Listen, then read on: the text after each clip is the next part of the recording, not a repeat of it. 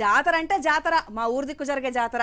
ఎక్కడైనా పండుగను జోరుగానే చేస్తారు, మీ దగ్గరనే కాదు. వారం రోజుల ముందు నుంచే జాతర గుడిని ముద్దుగా తయారు చేసి గుళ్ళే పాట పెడితే అది అవతల ఊర్లో వినబడేదాకా మైక్ సెట్ పెట్టి ఆ సంబరం ఆ కథ అంతా వేరే ఉంటది. ఎక్కడైనా అంతే కదరా. పోషమ్మ కొలుపు, ఎల్లమ్మ కొలుపు, బీరన్న పండుగ, గంగమ్మ జాతర, పోలేరమ్మ జాతర, ఏదైనా ధూమ్ధామే కదా. అరే జాతర అంటే తిరుపతిలో గంగ జాతర జోరు చిన్నగా లేదురా.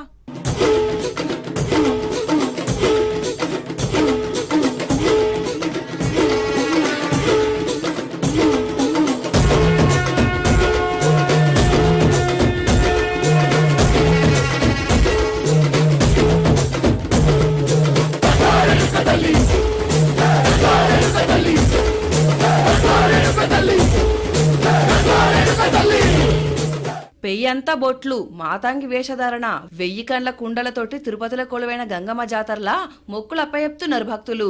తలిసినోళ్లకు తల మీద, కొలిసినోళ్లకు కొంగు బంగారమే వెలసెలుతున్నది ఇక్కడ అమ్మవారు. కోరిన కోరికలు తీరినోళ్లు మొగళ్లతోటి ఇట్లా మాతాంగి వేషం వేయించి జాతరకు తీసుకొస్తారంట.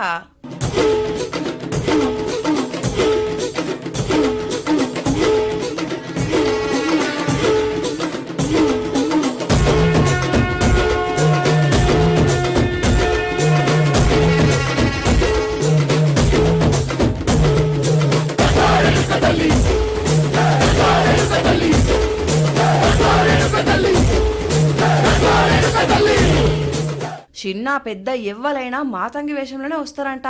ఇదే ఆ తల్లికి మొక్కట. అగో ఈ చిన్నలను చూడుండ్రి ఎంత ముద్దుముద్దుగున్నారో. చేతుల యాపకొమ్మలు పట్టుకొని జోరుగా భక్తితోటి గదిలొచ్చిర్రు. తిరుపతికే పెద్ద పండుగ తాతయ్య గుంట గంగమ్మ జాతర పండుగ. దుమ్ము దుమారం లేపిన పుష్ప సినిమాలో అల్లు అర్జున్ కట్టిన వేషం ఇక్కడికెళ్లే తీసుకున్నారట.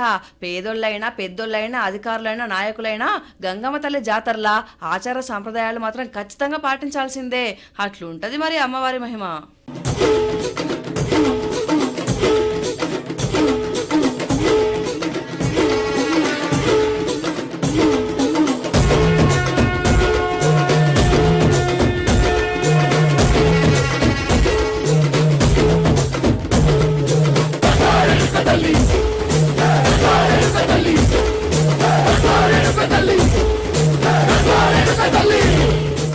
బలవంతుల రాజ్యంలా బలహీనుల బతుకులకు ఇలువే లేదురా. ఏమైందిరా?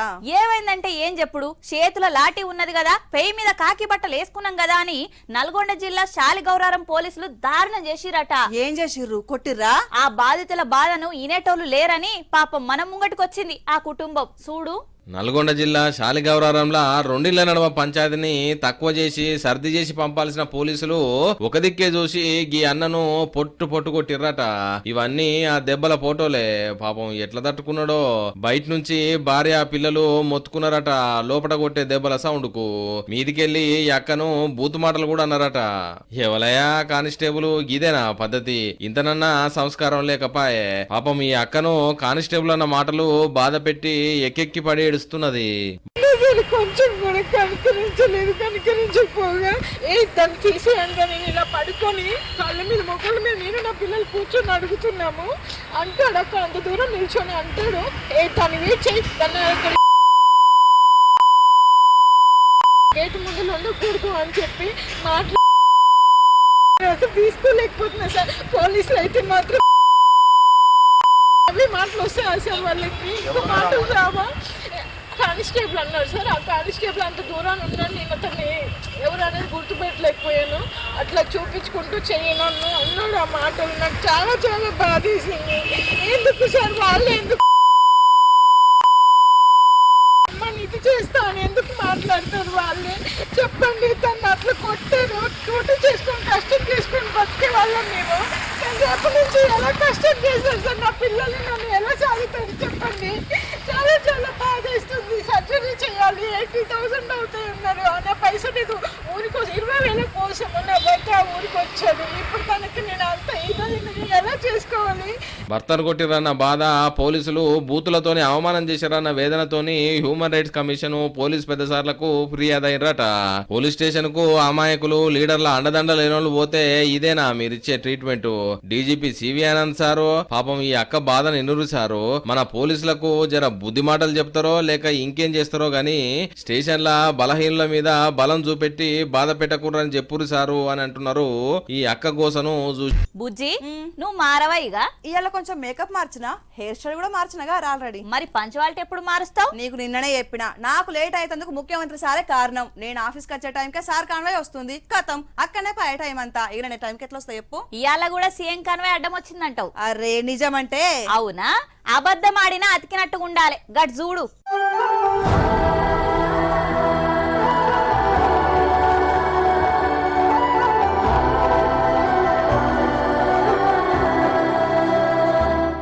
సీఎం కాన్వాయ్ అంటే రయ్య రయ్య రోడ్డంతా అవే ఉరుకుతుండేది. ఇప్పుడు మందిలోనే పడి పోతున్నాయి కదా.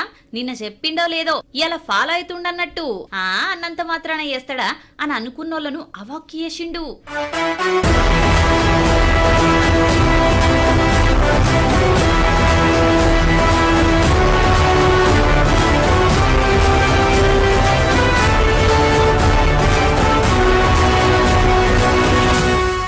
నిన్న గీ ఆళ్ళప్పుడు ఢిల్లీకి పోయే తొవ్వల కాన్వాయ్ కోసం ట్రాఫిక్ ఆపొద్దు అని చెప్పిండా.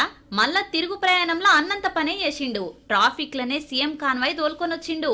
శంషాబాద్ నుంచి వెళ్ళి వాళ్ళ ఇంటి దాకా ట్రాఫిక్ లనే వచ్చిండు. మీరు గిట్లా ప్రయాణం చేస్తేనే పబ్లిక్ తిప్పలు, పోలీసుల పనితనం అర్థమైతదని కూడా కొంతమంది అనుకుంటున్నారు. కానీ అన్నిసార్లు ఇంత సాఫీగా ఉండదు సారో పరిస్థితి. వానకాలం వచ్చిందంటే నీళ్లు తట్టినట్టే తడితే బండ్లు. ఆగిన ట్రాఫిక్ అర్ధరాత్రి నడవది. జర చూసుకోని మరి.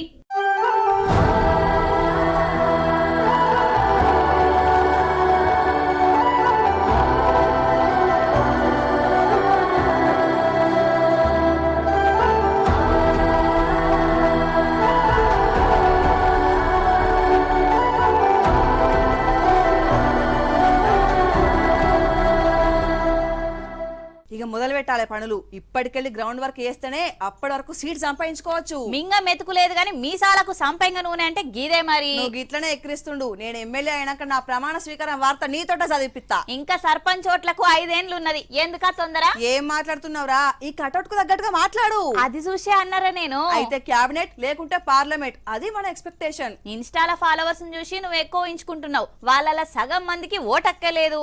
ఉన్నోళ్ళు కూడా నీ నియోజకవర్గం కాదు. శత్రువులు ఎక్కడనో ఉండర్రా. కారు పార్టీ కవితకు తగిలినట్టు ఇది తగిలింది నాకు. నిజం ఎప్పుడైనా నిష్ఠూరంగానే ఉంటది. తమిళనాడులో విజయం చూసినావా నువ్వు? వెనకట పులిని చూసి నక్క వాతలు పెట్టుకుందట. చూడు ఆయన ఫ్యాన్ ఫాలోయింగ్. ఇప్పుడు ఏడ చూసినా తమిళనాడు రాజకీయాలే మాట్లాడుకుంటున్నారు. టీవీకే పార్టీ గురించే చర్చ చేస్తున్నారు.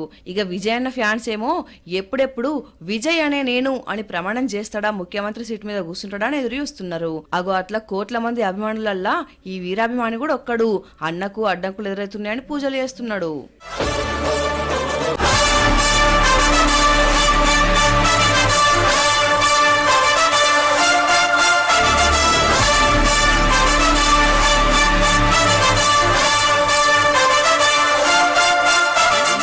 సుడిగాడి లెక్క టీవీకే పార్టీ సీనియర్లను ఉక్కిరిబిక్కిరి వేసింది. ఉద్దండులనే ఓటమి పాలు వేసింది. రాజకీయ మహామహులను ఇంట్లో ఊసబెట్టి సామాన్యులను ఎమ్మెల్యేలను వేసింది. ఇగో గీ అన్న నిన్న మొన్నటి వరకు వాళ్ళ ఆటో సెంటర్ల తప్ప ఎవరికి తెలియదట. ఏకదంగా ఎమ్మెల్యే అయిండు. ఇట్లా నిలబెట్టినోళ్ళు నిలబెట్టినట్టు యామాయామీలను ఓడగొట్టి గెలిచి విజయన్నకు గిఫ్ట్ ఇచ్చిర్రు. ఇక వాళ్ళ ఆరాధ్య అభిమాన హీరో కమ్ నేతను సీఎం కుర్చీలో చూడాలని ఆశపడుతున్నారు.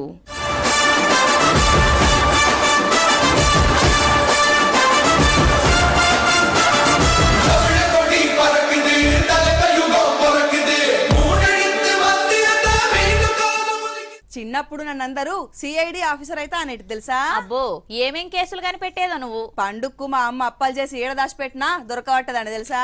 అబ్బా ఎట్లా కనిపెట్టేదిరా? వాసన విషయం చెప్తా. ఏ డబ్బాల అరసలు ఉన్నాయో, ఏ డబ్బాల మురుకులు ఉన్నాయో అని. మా అమ్మ అయితే అప్పాలు చేస్తే వీటికి నన్నే కావలి పెట్టేది తెలుసా? ఎందుకో? నీలాంటి తిండి వద్ద దొంగలు పడకుంటా. నీలాంటి ఎంతమంది ఆఫీసర్లు కావాలి కాసినా మాలాంటి వాళ్ళను పట్టుకోలేరు. సరే మన దొంగతనం తర్వాత గాని ఈ దొంగ ఆఫీసర్ల సంగతి చూద్దాంపా. గంధపు చెక్కలకు వీరప్పన్ను కాపలా పెట్టినట్టే ఉన్నదట అటవీ శాఖల కొంతమంది ఆఫీసర్ల పని. భద్రాచలం అడవి శాఖల పనిచేసే అవినీతి ఆనుముత్యాలను చూడుండ్రుల్లా. మీ దుంపల్లో మీరెక్కడ తయారయ్యారా బాబు? మేడం సింపుల్ గా ఇన్నోసెంట్ గా కానొస్తున్నది, గామేం లంచం తీసుకుంటది అని అనుకునేరు. మేడం సింపులే కానీ లంచం 10 లక్షలు డిమాండ్ చేసిందట. పూసుగుప్ప ప్రాంతంలో రోడ్డు పనులు చేయబట్టి అడవి శాఖ చెట్టు దెబ్బతినే అన్నారట. అడివంటే వీళ్ళకెంత ప్రేమ అని అనుకునేరు పుసుక్కున. ఇక అంతల్నే కాంట్రాక్టర్ లంచం ఇయ్యకుంటే కేసు రాస్తామని బెదిరించిందట. సరే మరి ఎంత కావాలన్నా మీరే చెప్పుండ్రి అని అంటే 10 లక్షలు మాట్లాడుకున్నారు. ముందుగాలాగో ఆ ముంగలున్న 3 లక్షలు తెచ్చిండు. ఇంతల్ని ఏసీ బోళ్ళు ఎంట్రీ ఇచ్చిండ్రు. ఆళ్ళకెట్లా తెలుసు అని అంటారా? కాంట్రాక్టరే టైం చెప్పొచ్చిండు. ఎన్ని వార్తలు చూడలేదు, మనకు అర్థమైనంత మాత్రం కూడా ఈ ఆఫీసర్లకు అర్థమైతలేదు. Bhadrachalam divisional forest officer Sujatha DRO కృష్ణయ్యను రౌండ్ అప్ చేసిండ్రు. అసలు ఏ మాత్రం ఊహించనట్టున్నారు కాంట్రాక్టర్ గింత పని చేస్తాడని. షాకు తిన్నారు.